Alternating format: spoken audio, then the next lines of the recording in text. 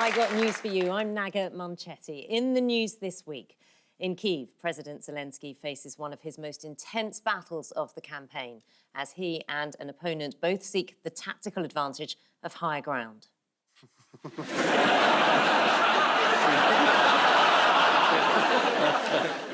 In Devon, as the cost of living crisis continues, word gets out that the local farm shop is offering 50 pence off camembert.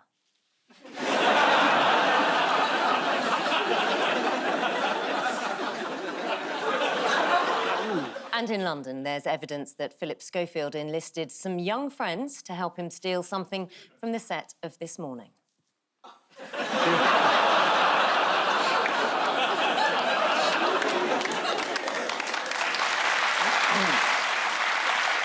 Now, on Ian's team tonight is a comedian who's also a supporter of Arsenal Football Club. So, Ian, if your team takes an early lead, don't get too excited. You can still blow it. Please welcome Hugh Dennis. On Paul's team tonight is a Conservative politician who's campaigned for children under the age of 5 to be given more state-funded hours in nurseries. In other news, she has a 4-year-old son. Please welcome Baroness Ruth Davidson. We begin with the bigger news stories of the week. Ian and Hugh, take a look at this. Ah, that's Matt Hancock announcing the rules he's going to break. That's Boris and Rishi preparing for their next jobs after the election. Hello, you've got another child.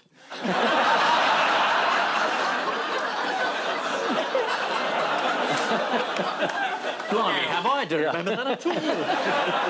This is the news that the deadline for submitting requested information to the COVID inquiry has passed and the whole government and Boris Johnson have been arrested.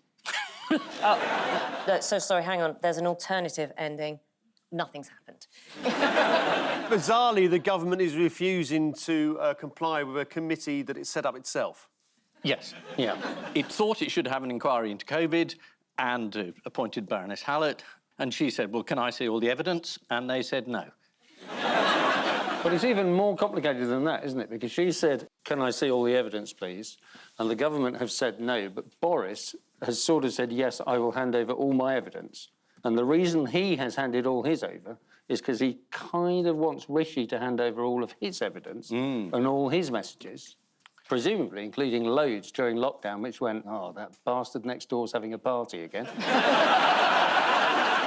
But also, if you have an inquiry, it tends to be up to the person chairing the inquiry what's relevant.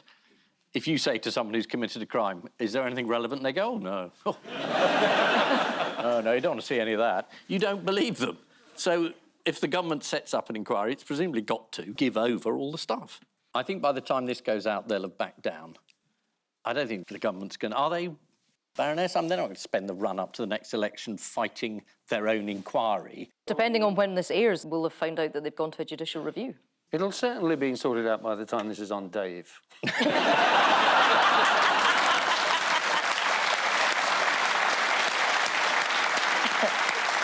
But also, Boris has only... Boris, the former criminal Prime Minister, he's only handing over his WhatsApp messages from 2021, from when he changed phones. So, yes. Is that right? So a lot of the messages we're not going to see, and the original phone he had, he was on a boat with Rebecca Vardy. Yeah. Ruth, it makes me think about WhatsApp messages between politicians. So are you in a WhatsApp group with Boris Johnson? I'm not in a WhatsApp group with Boris Johnson, but I do co-chair his Appreciation Society with Nadine Dorries. So have you ever WhatsApped Boris? Yes, but in his old phone. I don't think...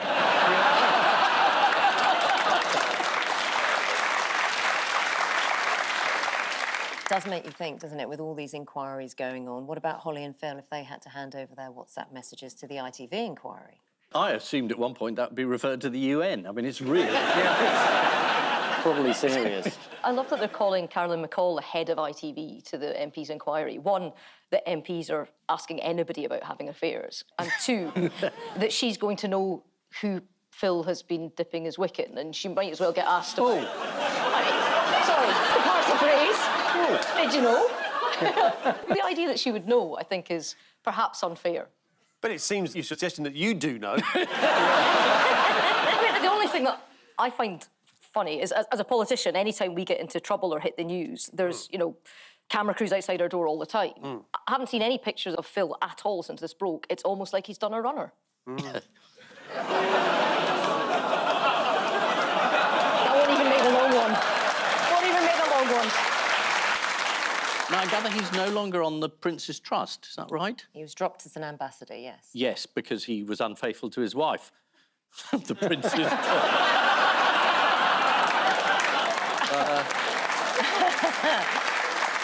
OK, let's bring this back on track. What has the Prime Minister had to say about this COVID inquiry going back and forth? I feel quite sorry for Rishi, because he's in Moldova with Zelensky and the European leaders trying to do big boy politics. And once again, he's clearing up and being asked about Boris Johnson, and he's not getting to do the Prime Minister thing at all. And you feel sorry for him? Well, I do, because he's like this earnest and industrious little chinchilla that works really, really hard. Yeah. And then there's just this big looming gorilla behind him that just takes up all of the space and all of the lights, and he just, you know, he can't get on his wheel. It's a shame. Now, there is a suggestion that Boris Johnson is just trying to cover his arse, but he's not doing that good a job at it. Someone else has to do it for him. Do these new claims over lockdown signal an end to your political career? No.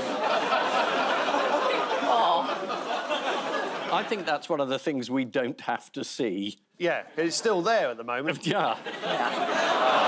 Oh. Couldn't it be redacted? Yeah. Look, everyone likes a bit of peach cobbler. So, let's get back to the COVID inquiry, shall we? Right, so to further endear themselves to the electorate, a number of MPs have been found to have done what? Oh, they have tried to claim speeding fines on expenses, haven't they? And parking tickets. Yeah. Yeah. It's 4 of them, and a government minister. Presumably these people went for the points and went for the fines because they didn't want to do speed awareness courses, didn't they? Because presumably they were available. And I heard last week's show, and you have been on a speed awareness course, have you not? Indeed. As have I, but I was going even slower than you. I was going 22 in a 20. I was doing 24, Speedy Gonzales. Yeah. Interestingly, in the speed awareness course, literally no one recognised me at all. They said it was humiliating. Yeah, mainly because I was disguised as Suella Braverman.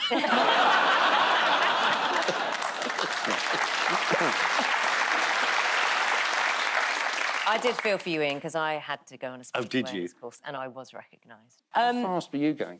I can't remember. Oh, you can't say, yeah. Okay. It's all a bit of a blur. How's the government going to implement levelling up where it really matters? In Westminster. It's going to fiddle the honours system. You're kidding. Oh, yeah. Oh, they're giving it a regional thing, aren't they? Levelling up. Yeah. So they're going to give more people honours in the north. What, are Scottish people going to be made baronesses? Outrageous. What is your title, your official title? My title is Baroness It's Davidson. not Alcoholics Anonymous, is it? Yeah. Is that another meeting you've been to? This is the inquiry into the COVID-19 pandemic. Rishi Sunak's record as Chancellor during COVID is now under scrutiny. According to an ally of Boris Johnson, the WhatsApps the government really doesn't want disclosed are Sunak's. Hence his new initiative, Delete Out to Help Out. After the COVID inquiry demanded access to ministers' WhatsApp messages, a government spokesman insisted most of the content of the phones was entirely ordinary, just misogynistic banter, workplace bullying and tractor porn, of course. Paula and Ruth, take a look at this. Yes. Oh, yes. This is Luton Town, isn't it? Luton Town Football Club have won promotion to the Premier League. They were a non-league club a few years back, weren't they? Yeah. And then they gradually came up the divisions. So, yes, that's it. That is, yeah. So Luton Town's promotion does top a remarkable rise for the club over the last 10 years. But what sets Luton Town apart from the other Premier League teams? They're near Luton. And Their ground, Kenilworth Road, is quite a small ground, and it's right in the middle of sort of council houses, or certainly houses anyway. So you sort of walk almost through people's gardens, don't you, to get into the ground? So it's quite quaint. So the team has one of the oldest stadiums in football. As a consequence, the away fans who visit for matches are going to have to enter the stadium through someone's house. So this is the entrance. Through someone's house at the away end. It's just your typical 2 up, 10,000 capacity stadium down. There's a player for Luton Town that I love because he's got the best name. He's called Marvellous Nakamba. He's on loan from Aston Villa. And I love the idea that footballers should be like their name. So Marvellous Nakamba actually has had a marvellous season for them. As somebody from Scotland, I remember when Raphael Scheidt played for Celtic.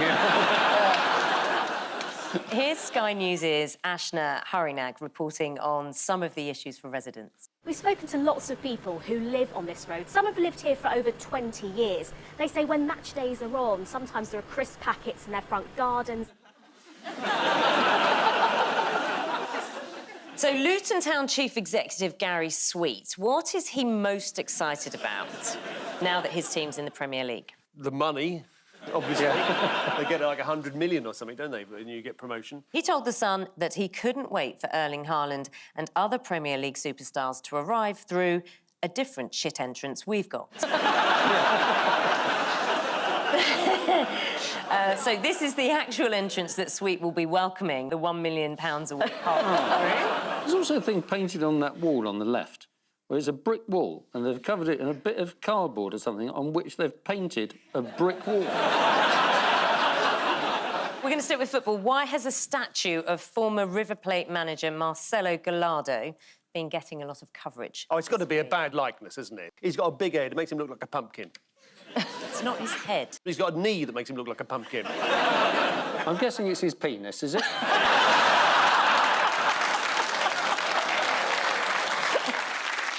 The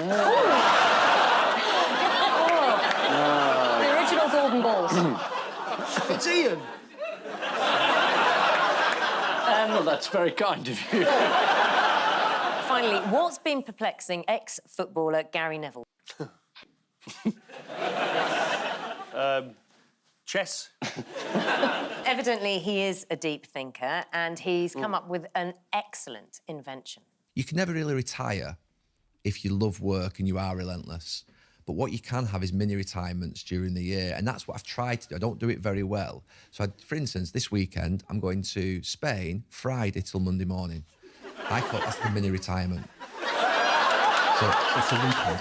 It's a weekend. It's a mini retirement. It's where I basically can say for 3 days I'm there and I'm basically taking it. You know, I don't think about work. Now I will, and sometimes some of my best ideas come when I'm on these types of trips. But then in 6 weeks, I'll have another mini retirement for 5 days or 4 days, rather than thinking I'm going to stop for 6 months and sort of have a sabbatical. That's not probably going to happen with people like you or I, because we just basically don't work that way. So to have lots of mini retirements during the year is what I've tried to do in the last few years. I'm not sure I'm doing it very successfully. They're called holidays. I remember he went on a mini retirement to Qatar. This is the news that Luton Town Football Club has been promoted to the Premier League less than 10 years after being a non-league side. It's the most unexpected promotion since that bizarre one that Liz Truss got. Luton Town's already working out what needs to be changed for the forthcoming Premier League seasons.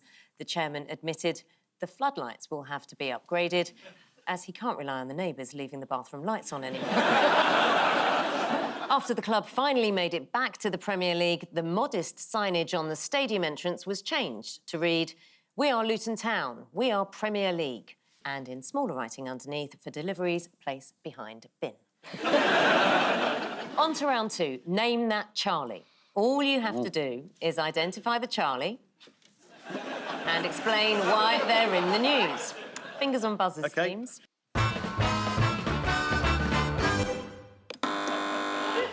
That is King Charles, isn't it? Yep. He is wearing a, looks like a sort of bathing hat. He's turned down the temperature of the Buckingham Palace swimming pool. Oh, yes, that's right. Yeah. This is the news that the environmentalist King Charles has turned down the thermostat on the Buckingham Palace swimming pool. He drove all the way from Clarence House in his 4x4 to do it. So why has he done it? Well, to spend less on fuel, you know, to heat it to a lesser degree. Last year, the taxpayer-funded bill for utilities relating to royal residents was £3.2 million. And his private residences, of course, are a different matter. Those bills are paid for with cash from Saudi billionaires. Do you think there's a big sign on the wall that says, "Don't swim when the red flag is flying," because it means we're being invaded by Russia? I'm just having a go, lady. No, there's a sign for other members of the family saying no heavy petting. Just having a go. Yeah. Now, in Sweden, what unexpectedly happened during their version of Strictly Come Dancing? In the spirit of protest, an eco-protester took to the stage during the final of Sweden's Let's Dance. He waved his arms around, throwing a shower of yellow paint into the air, holding a banner above his head. He achieved a score of 8 out of 10 for artistic interpretation. I'll show you how the protest came to an abrupt end.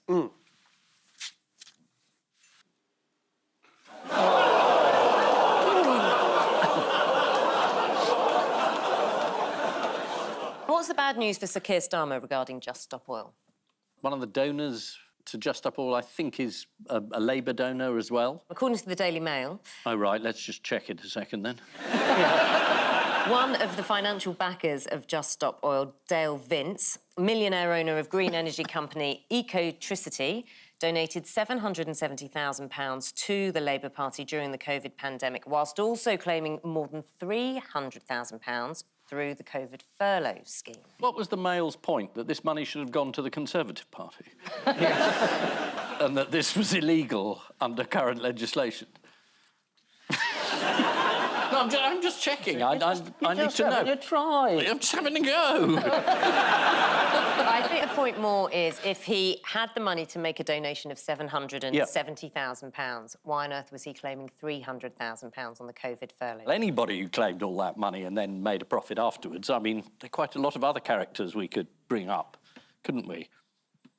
You are mischievous. No, I'm just trying to keep the lawyers awake. So the leader of the Labour Party, perhaps under a cloud. Hugh, you're a member of the Cloud Appreciation Society. I am. I love a cloud. Just for you, what is this? It's a cloud. That is a... I don't know what kind of cloud it is. That was a lenticular cloud. Lenticular? Now, they happen. I can tell you how they happen. When the air comes... It kind of goes up over a range of hills. Sometimes, at the top, it condenses and forms a cloud. So the cloud, which is a lenticular cloud, if the wind is blowing that way, this cloud doesn't go that way. It just stays at the top of a hill, because the new air passing through forms a cloud as the air beyond the cloud leaves the cloud. Why the fuck did I start?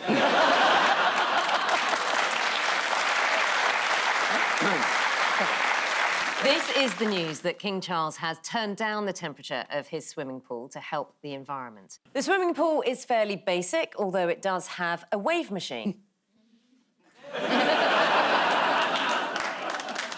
In other news, protesters disrupted a performance on Sweden's version of Strictly Come Dancing, but were taken out by a camera. I must say, if there's one thing I've always learnt over the years, it's to always stay on the good side of the technical crew. It stood me in good... Oi, oi, oi, oi, oi! Really? I think that's the first camera move this show's ever done.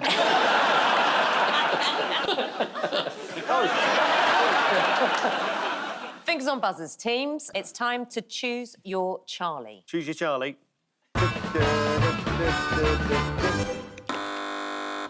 He's the actor that's in Casualty. He's been in Casualty all this time, and he's retiring because he's now been in it ever since it began. And, you know, you don't want people in long-running shows to be there forever. Does he play a nurse, or has he just been in Casualty because the waiting time is 30 This is the news, yes. Charlie Fairhead. Yes. A character in the long-running BBC drama Casualty, leaving after 37 years and almost 900 episodes. At one point, did he not top the list of BBC stars in terms of payment? Yeah, he became headline news when the BBC first published the salaries of their top talent in the annual report, and Derek Thompson was revealed to be the highest paid actor. He was earning between £350,000 and £399,000. Here is Derek with his co-star, and this is their reaction after being told how much they would get paid if they were actually real nurses. Over the 37 years being in Casualty, he has been shot in the chest. He's suffered a near-fatal heart attack during a gang siege. Anyone know what happened to him on his wedding day? He got divorced. He was run over by an ambulance. This is the remarkable news that, in a departure from tradition, a television star has left a long-running popular show without doing anything wrong. Derek Thompson is leaving the role of Charlie Fairhead that he's had for 37 years and is now going to try his hand at acting. 37 years of Charlie, not even Michael Gove has done that much.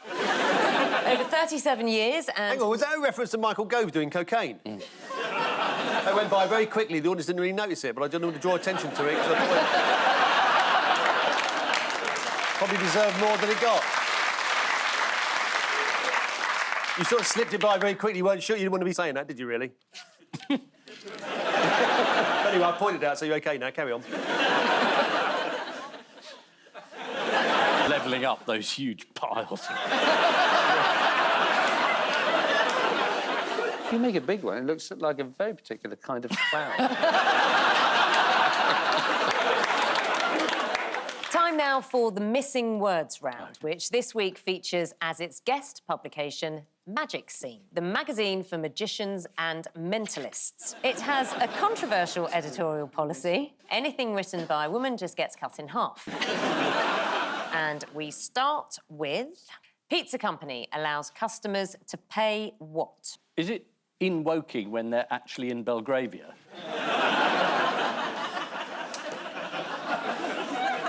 Pizza company allows customers to pay with sexual favours. Is that a meat feast, or are you just pleased to see me? Pizza company allows customers to pay after they've died. One pizza that customers can order is the 4-cheese triple-stuffed crust mega meatalicious pepperoni passion with extra garlic dip. So I imagine they'll be paying for that one quite soon. Next, the best way to approach a group before performing magic is to make eye contact and say in a loud, clear voice... The doors are locked.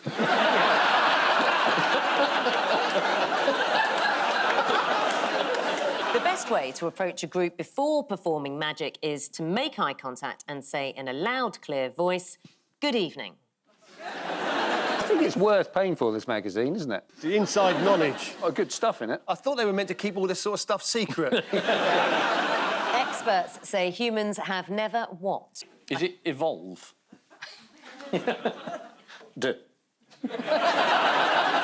Experts say humans have never actually explained what clouds are very well. Don't. Experts say humans have never been less hairy. According to The Times, the idea of hair removal was brought to Britain by the Romans following the Second Pubic War. It was called Wax Romana. Thank you very much. Thank you. That could be described as grudging. Yeah, but after people didn't know why they were clapping, but they just joined in. They wanted to show they understood Latin. It was Latin. Was it Latin? It was Latin. Oh, yeah, great. Great on a topical news quiz, isn't it? Next, at Magic Scene, we always think who doesn't love it when what? When a woman sawn in half takes 2 taxis home. At Magic Scene, we always think who doesn't love it when a new magic wallet hits the market. According to Magic Scene's review of one wallet trick, although the credit card doesn't actually come out of the wallet, it does look like it does. I've been doing that for years. Next, Britons have an average of 24 what a year? Prime Ministers. Mini retirements.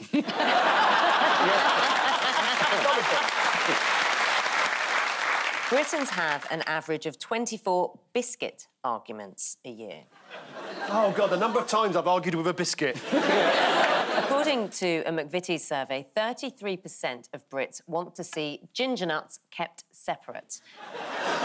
From what? Just like at the coronation.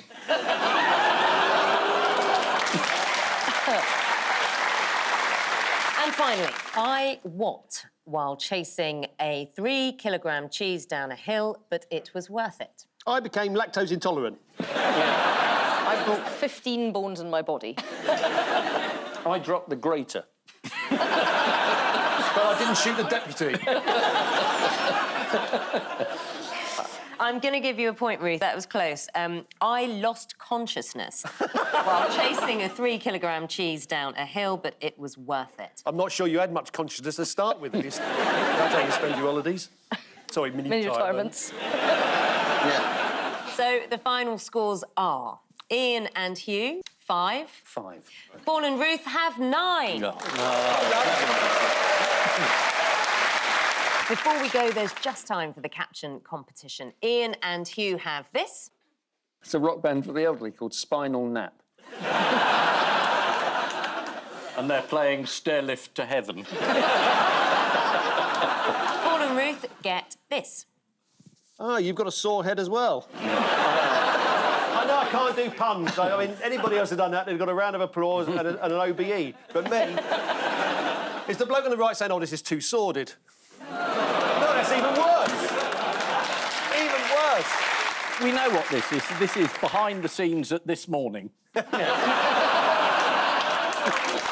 On which note, we say thank you to our panellists, Ian Hislop, Hugh Dennis, Paul Merton and Ruth Davidson. And I leave you with the news that during a meeting of world leaders, Emmanuel Macron explains to Joe Biden what everyone is saying about him. In Beijing, some new military recruits start to think that they should have had fixed bayonets at the end of the march. They don't like it up them. And as the Statue of Liberty is taken apart for cleaning, one intern is given the worst job. Good night.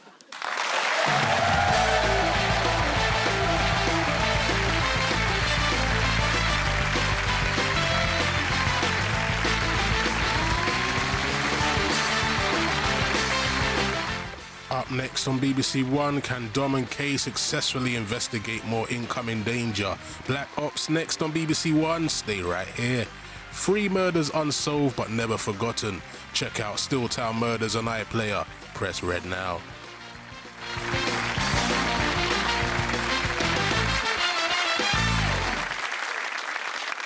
Do you think Carrie was on the same WhatsApp group? As the rest of the mothers of his children.